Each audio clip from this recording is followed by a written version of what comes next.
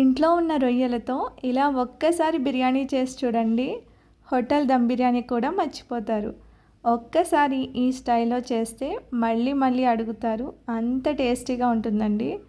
ఇలా ప్రాన్స్తో బిర్యానీ చేస్తే ఇంట్లో వాళ్ళు కూడా ప్లేట్ ఖాళీ చేసేస్తారు. అంత బాగుంటుంది.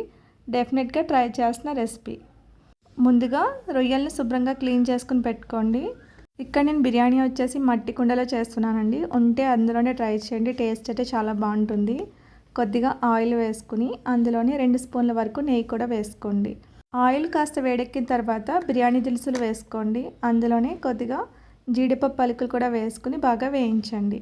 ఇవి కాస్త ఫ్రై అయినాక అందులో కట్ చేసినటువంటి ఆనియన్ ముక్కలు వేసుకోండి. ఇక్కడ నేను వచ్చేసి ఒక్క ఉల్లిపాయ మాత్రమే యూస్ చేశాను. ఇవి బాగా ఫ్రై అవ్వాలి. ఈలోగా చిన్న మిక్సీ జార్ తీసుకుని కొద్దిగా అల్లం ముక్కలు, వెల్లుల్లి, 2 లేదా 3 పచ్చిమిర్చి చీలికలు వేసుకుని మెత్తగా మిక్సీ పట్టుకోండి. సో ఇక్కడ నేను 2 పచ్చిమిర్చి వేసానండి, కారం ఎక్కువ ఉంటాయి. వీటిని ఒక బౌల్లోకి తీసుకోండి. ఆనియన్స్ బాగా ఫ్రై అయినాక అందులోకి మిక్సీ పట్టినటువంటి మసాలా పేస్ట్ వేసుకోండి. అల్లం, వెల్లుల్లి, పచ్చిమిర్చి పేస్ట్ వేసుకుని బాగా ఫ్రై చేయండి. సో అల్లం వెల్లుల్లి పేస్ట్ అనేది పచ్చివాసన పోయే వరకు ఫ్రై చేసుకోవాలి. ఇలా పచ్చిమిర్చి పేస్ట్ చేయడం వల్ల బిర్యానీ మంచి టేస్ట్ వస్తుందండి. మీరు కూడా ఇలానే మిక్సీ పట్టు వేసుకోండి. ఇవి కాస్త ఫ్రై అయినాక శుభ్రం చేసినటువంటి పచ్చి రొయ్యలు వేసుకోండి. ఇవి వచ్చేసి 300 గ్రాముల వరకు ఉంటాయండి. అందులో కొద్దిగా పసుపు వేసుకుని బాగా ఫ్రై చేయండి. ఈ ప్రాసెస్ స్టార్ట్ చేసే ముందే బాస్మతి రైస్ కూడా నానబెట్టుకోవాలి ఒక అరగంట పాటు. నేను ఇక్కడ వచ్చేసి 1 గ్లాస్ వరకు నానబెట్టానండి. వీటిని 1 మినిట్ పాటు ఫ్రై చేసిన తర్వాత మూత పెట్టి లో ఫ్లేమ్లో మగ్గించండి. ప్రాన్స్లోంచి వాటర్ అది బయటకు రిలీజ్ అయ్యి బాగా బాయిల్ అవుతాయండి. ఒకసారి బాగా ఫ్రై చేసుకుని అందులో తగినంత సాల్ట్ అనేది వేసుకోండి. వేసుకుని మరొకసారి ఫ్రై చేయండి. ఇలా 2 సార్లు ఫ్రై చేసి మూత పెట్టి మగ్గించాలండి. సో ముందుగా పసుపు, తర్వాత సాల్ట్ వేసి మూత పెట్టి మగ్గించాలి. చూసారా, వాటర్ అనేది రిలీజ్ అయింది కదా. సో మనకి ప్రాన్స్ అనేవి బాగా ఫ్రై అయినాయి. ఒకసారి బాగా మిక్స్ చేసుకున్నాక అందులో 2 మీడియం సైజ్ టమాటోస్ని ముక్కలు కింద చేసి వేసుకోండి. టమాటాస్ని కూడా బాగా ఫ్రై చేయాలండి. ఈ ప్రాసెస్ అంతా మనకి మీడియం టు లో ఫ్లేమ్లోనే జరుగుతుంది. మట్టి కుండ కదా, హై ఫ్లేమ్లో పెట్టకూడదు. ఇవి కాస్త ఫ్రై అయినాక తగినంత కొత్తిమీర, పుదీనా వేసుకుని బాగా మిక్స్ చేయండి.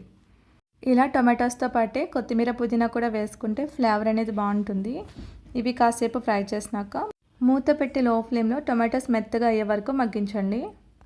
ఈ విధంగా టమాటోస్ బాగా మగ్గిన తర్వాత ఒకసారి బాగా మిక్స్ చేసుకుని అందులో సరిపడా కారం, బిర్యానీ మసాలా పౌడర్, తగినంత ధనియా పౌడర్, జీరా పౌడర్ కూడా వేసుకోండి. అందులోనే సరిపడా సాల్ట్ కూడా వేసుకుని బాగా కలపండి. సో ఇక్కడ మీరు కారం అనేది మీకు తగ్గట్టు వేసుకోండి, ఎంత క్వాంటిటీలో తింటారో అన్నది. ఇలా పచ్చిమిర్చితో పాటు కారం కూడా వేయడం వల్ల టేస్ట్ అనేది బాగుంటుందండి. ఈ విధంగా స్పైసెస్ అన్నీ బాగా ఫ్రై చేయండి. మీకు అక్కడ సాల్ట్ కానీ కారం కానీ సరిపోకపోతే వేసుకోండి. 1 మినిట్ పాటు బాగా ఫ్రై చేసినాక మూత పెట్టి లో ఫ్లేమ్లో మరొక 1 మినిట్ పాటు మగ్గించండి. గ్రేవీ అనేది కరెక్ట్గా బాయిల్ అవుతుందన్నమాట. ఇలా ఆయిల్ తేరే వరకు మగ్గించాలండి. ఉప్పు కానీ కారం కానీ సరిపోకపోతే వేసుకోండి. ఈ టైంలోనే ఒకసారి బాగా మిక్స్ చేసుకుని హాఫ్ అన్ అవర్ పాటు నానబెట్టినటువంటి బాస్మతి రైస్ వేసుకోండి. ముక్క విరగకుండా ఒక అర నిమిషం పాటు బాగా ఫ్రై చేయండి. మొత్తం మసాలా మొత్తం రైస్కి పట్టేలాగా కింద నుంచి పై వరకు ఈ విధంగా ఫ్రై చేసుకోండి. ఇక్కడ నేను గ్లాస్ రైస్ తీసుకున్నానండి. గ్లాస్కి గ్లాసున్నర వాటర్ అయితే సరిపోతుంది. ఒకసారి బాగా మిక్స్ చేసుకుని మూత పెట్టి మీడియం ఫ్లేమ్లో బాయిల్ చేయండి.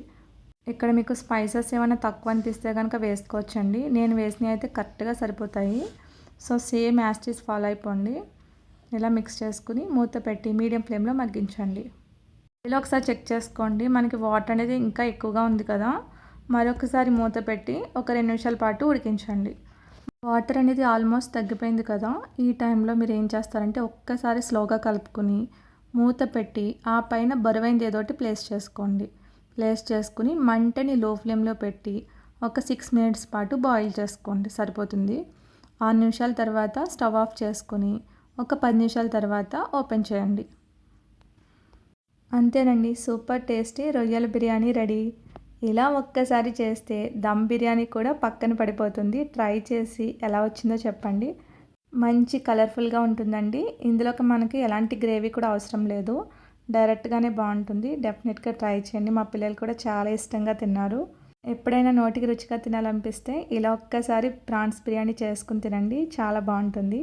మీకు ఈ వీడియో నచ్చితే కనుక లైక్ చేసి, షేర్ చేసి, సబ్స్క్రైబ్ చేసుకోండి. ఇంకా ఇలాంటి మంచి మంచి రెసిపీస్ కోసం మా ఛానల్ని ఫాలో అవ్వండి. Thank you.